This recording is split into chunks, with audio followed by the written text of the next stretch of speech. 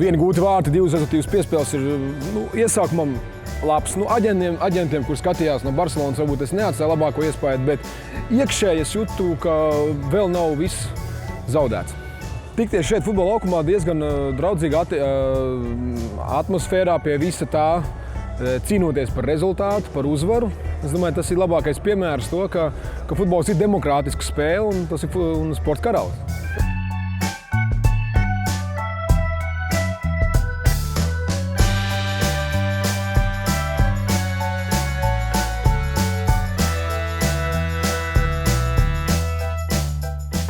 Manā komanda bija numur 1. Diemžēl mēs zaudējām. Man tiešām kā trenerim bija ļoti grūti.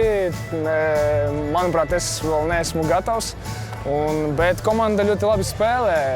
Ar katru spēli mēs spēlējam vēl labāk.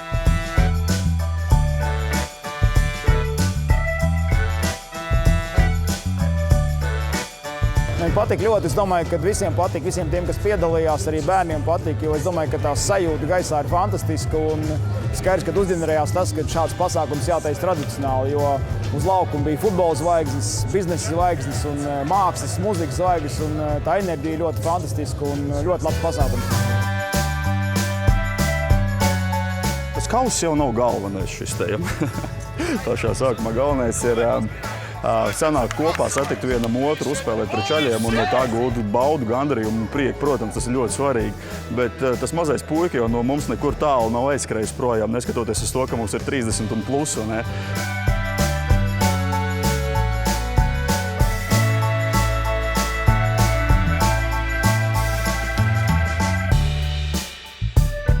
Fantastiska spēle, fantastiska komanda, bet, ja godīgi, tad man tā liekas, vīri pirmkārt izrādīja cieņu, respektu un parādīja īstu vīru spēli laukumā.